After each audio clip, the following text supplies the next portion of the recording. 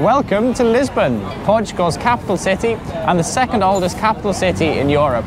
Famous for its tiled buildings, its cobbled streets and its steep inclines. And pastéis de nata. So come with us today as we take a walking tour of Lisbon and see all of its top attractions. We are currently stood in Praça Dom Pedro, which is one of Lisbon's most central, lively plazas. And as you can see underneath me, it's also got this kind of psychedelic floor pattern that's made up of cobbles. It's also got two fountains that are from the Baroque style architecture and this incredible statue in the centre. Just round the corner from that square is the Santo Justa lift.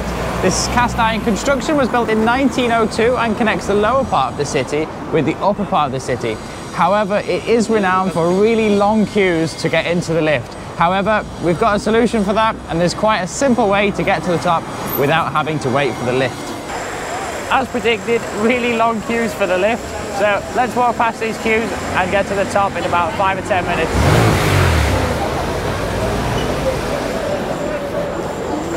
We speak from experience when we say that if you want to do the lift because it's iconic here in Lisbon, I get it completely. I did too, but it's not worth a 2 to 3 hour wait that sometimes can be. Queue's still going and it's still growing and it's only 10:30, so let's go up to the top.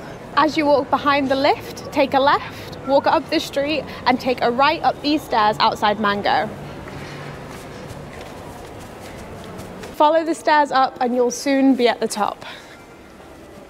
Look for the sign that says Casa Portuguesa and walk up the final set of stairs to reach the viewpoint. And when you find the hordes of people, you know you've made it.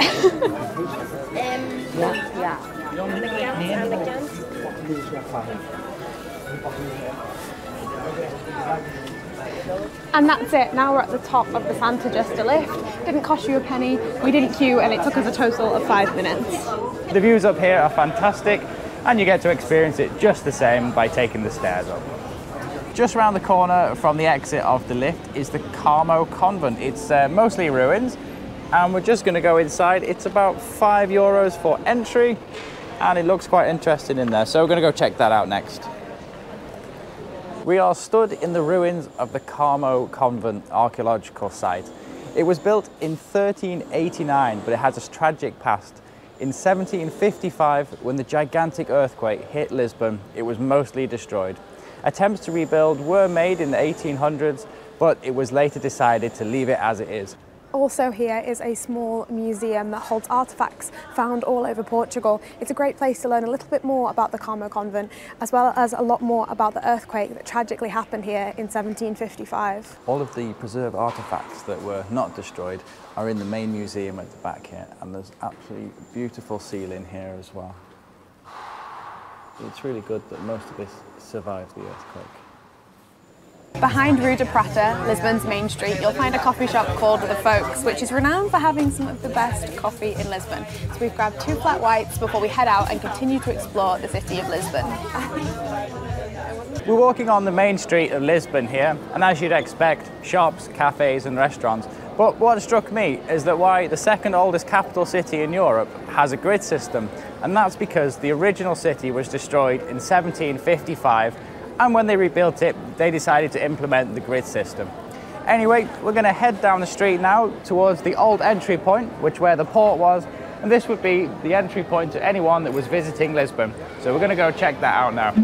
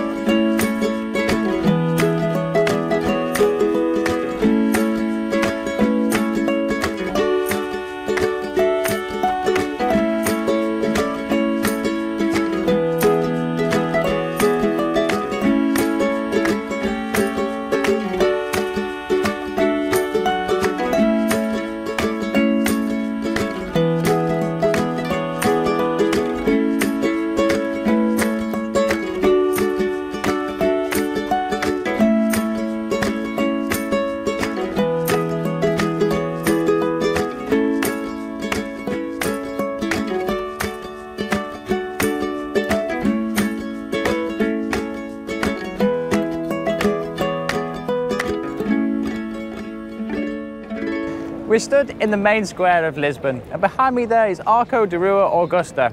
This is the main entrance into the city still today, and it used to be where the people would disembark from the port and walk into the city centre. Also, just over there is an equestrial statue, and this place here was once in the 1980s actually used as a car park, but today it's just for the people to walk on. About 3 kilometres outside of the city centre of Lisbon is the dock area where all the small yachts are parked up. It's also a great view of the suspension bridge behind me, which might look familiar because it was built by the same consortium that built the Golden Gate Bridge of San Francisco, only this one is supposedly a little bit longer. We're going to be riding on that tomorrow as we head further south to the coast. And for the time being, we're just going to walk through this dock area, which is full of some really cool restaurants and bars and cafes. So tomorrow we'll be riding over the bridge. Today we ride under. Lacking a few horsepower today. Yeah, but we're still 2 up though. It's quite nippy though, it's quite nippy. It's a great way to get around down, and it's quite inexpensive too. There's lots of these cycle tracks, which make it quite straightforward. This is awesome though, look at the view! So behind me is the iconic Belem Tower. This 16th century fortification served as an entry and exit point for Portuguese explorers, and today it's very, very popular. So if you want to go inside, I recommend you get here early because the queues can be extremely long, but it is the most beautiful place here in Lisbon to come and visit. For me, Belem Tower is definitely one of my favourite places here in Lisbon. It looks like something straight out of a fairy tale. We got here, it's about 6 kilometres outside of the city, so you can get here by scooter or by tram or by taxi, and then we're going to walk back and see one more monument along the seafront. That's right. I wouldn't mind coming back another time and seeing it when there's a high tide and Yeah. it actually is surrounded by water. I bet that's really spectacular. I think so. Just across the road from the monastery is this monument of discovery, which was a temporary structure in 1940 but has remained a permanent fixture, and it's a reminder of the discoveries of Henry the Navigator. We're just going to cross the road now and head over to the monastery. Behind us is the Jeronimos Monastery, which also houses the Museum of Archaeology and Maritime History. It's got crazy queues today, so we're not going to head inside, but just further down this road is one of the most renowned Pastéis de nata cafes in all of Lisbon, so we're going to walk that way and go check it out. So here we are at Pastel de Belém. Now if you look over here, you will see hundreds of pastries and great treats, and they're all made on site, and if you go around the back you can actually watch them being made. So let's go check it.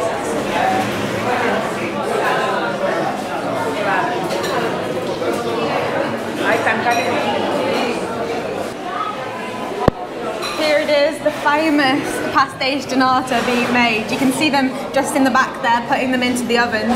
So make sure you get here and check out the pastéis de nata. A popular place to grab lunch is the Timeout Market here in Lisbon, and that's where we're going to head in to grab some lunch. Em's already ran ahead. She's going to go place the order. I think she's a little bit hungry.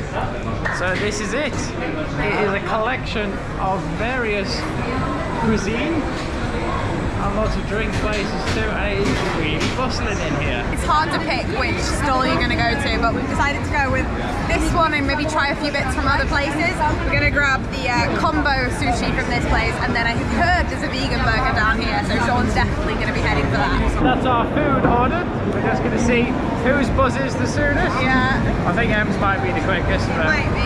So you get these little buzzers, and when they go off, it's the most exciting sound in the entire world. Yeah. You run back. Mad dash to collect your food. There's also a bar in the middle where we're going to grab our drinks from. What do you fancy, Sean? I think they've got a really big selection of craft beers over there. I'm going to have a look. Okay.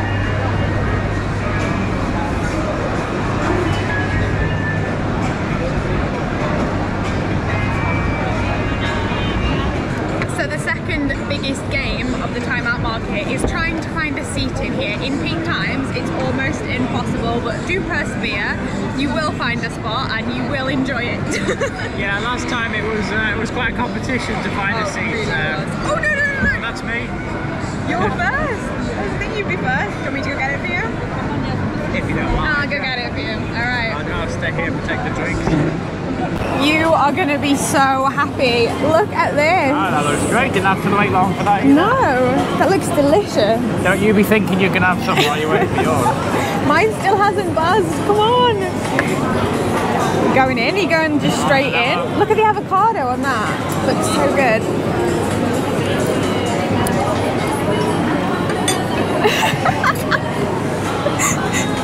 No one ever looks elegant while eating a burger, do they?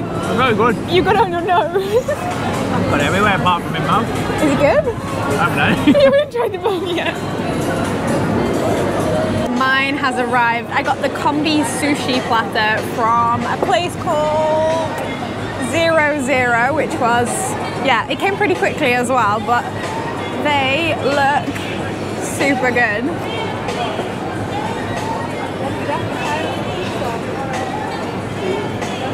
Another popular experience here in Lisbon is just behind us. It's the Santo da Bica. It's only about a 1-minute walk from the Timeout Market, and it's a little tram that takes you up to the upper part of the city.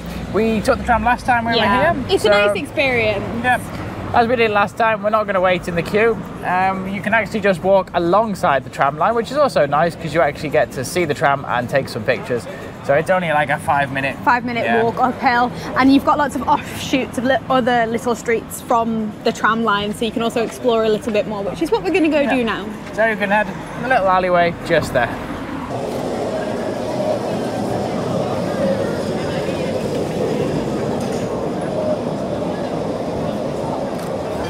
Like we mentioned, you can walk right alongside the trams and watch them come up and down, and it's also the perfect spot for a few photographs and a few selfies. If you are looking for an allergy-friendly alternative, or if you're vegan and plant-based, there is a great option here. We have the very famous vegan nata, or vegan pastéis de nata, just on the main street here. We're gonna go get 2 to try.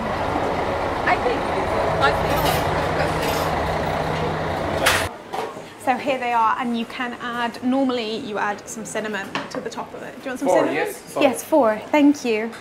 Obrigada. Do you want cinnamon on your shot? Yeah. Yeah. So here we have them. They come in a beautifully packaged box. I've got 2 with cinnamon and 2 without. But look.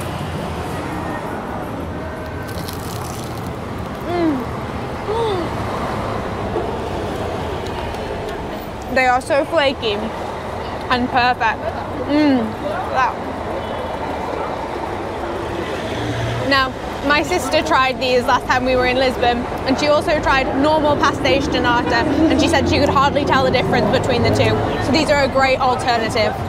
It's late afternoon, and we have hiked up to our last spot of the day, and it's all the way up to Castle Jorge. It's €15 each if you want to go and walk around the walls. But if you don't fancy that, it's also a great area to come and visit anyway, because there's lots of little streets and boutique shops here. Yeah, it's really, really sweet area. And some good vantage points on the way. So even if you don't want to go into the castle, it's definitely worth the walk up here. But I would recommend, if you do want to go in the castle, book online and skip the queues, because they can be extremely long, as with everything in Lisbon. So it's a really good feature that you can buy a ticket online and then skip the queue when you arrive here. Yeah. But for us, we're just going to have a little walk around these little cute streets. And maybe a little bit of shopping. You think so? Maybe a little bit. Em might be wanting a little tile or something, but I don't think she's going to find the right one. Probably not. She's very fussy. No, we went up this time. Yeah, this way. It's very easy to get lost through these little streets, but enjoy that and just wander through. It's a really lovely area up here. Yeah. And then we're going to wander back down the other side of the hill on the way back down, and that's to another quite famous spot where the trams pull up there. Yeah, and maybe some ginjera tonight. Oh, yeah. We haven't had ginjera yet, so that's a must-do when you're in Lisbon. So maybe we'll find a ginjera bar later this evening.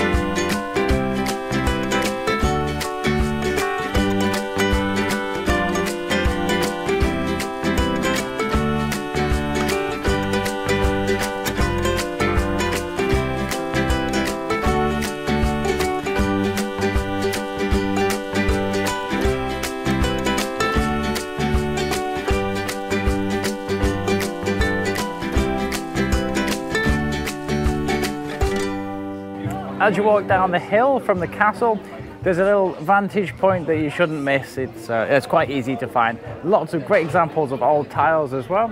And Emily's already enjoying the view. There she is. I love this view of Lisbon. Yeah, you get to see all the little rooftops over here. And the water out there too. Another really popular thing to do here in Lisbon is jump on the tram 28, which takes you around the entire city.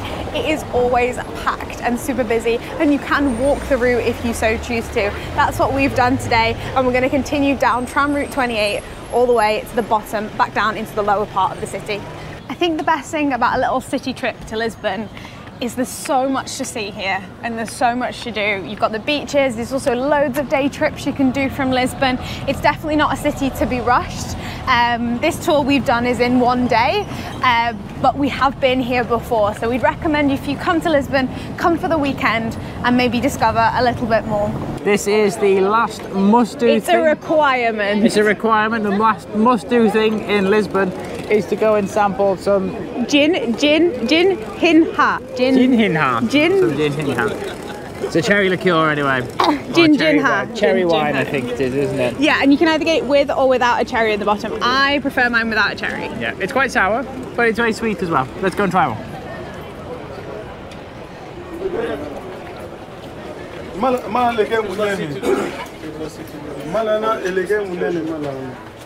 The floor is super sticky in here. It is, isn't it? Yeah. Like.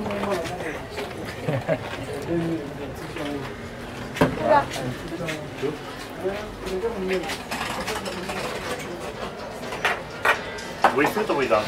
With.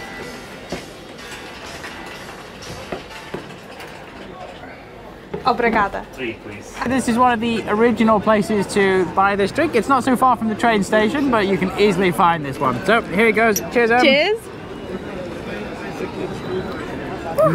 I love this one. It is nice, I'll give you that. It has got a really lovely cherry taste to it. And as you can see, they've put 3 or 4 cherries in the bottom, and they are €1.50 a shot with cherries. Yeah. Or you can buy an entire bottle from the supermarket for about £6, I think. Yeah. It's quite a dangerous drink. It's about 22%, I think, but it tastes just like fruit juice. We're in AO26, which is a vegan food project here in the centre of Lisbon, and it's one of my all-time favourite restaurants in the entire world. We've been here a few times, and today we're going to share it with you. We've ordered our starters already, which is the cheese board, we have the soup of the day, and the take on cuttlefish, which are incredible. This is the cheeses that we can go through. We have a creamy herb cheese here, we have a take on blue cheese, paprika, this is a take on parmesan, and these two are, this one is brie, and this one is sage and onion, and this one is a seed one, and we also have some chutney. We also got a couple of cocktails and a vegan wine, and we have some more incredible food coming. So we're going to try some of this now. I'm going to have some of the bread, which they make fresh in-house, and I also love this blue cheese. It's so, so good.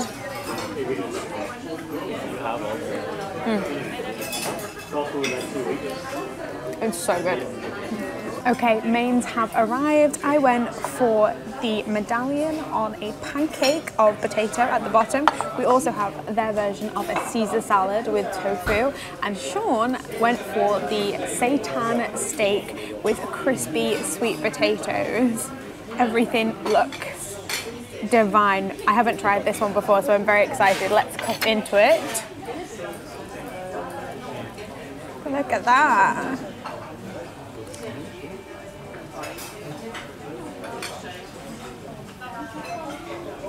So we're going to dig into this and enjoy this incredible food, and then maybe we'll order dessert. Here at AO26 they do daily specials of desserts, and this one is the coffee and chocolate cheesecake made with feta. Look how good this looks.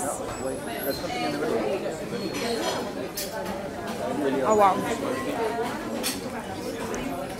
It's got a super strong coffee flavour. But we're going to eat this, and then we're going to take one last stroll through Lisbon, and that will be the end of our time here, as tomorrow we're heading south towards the coast again.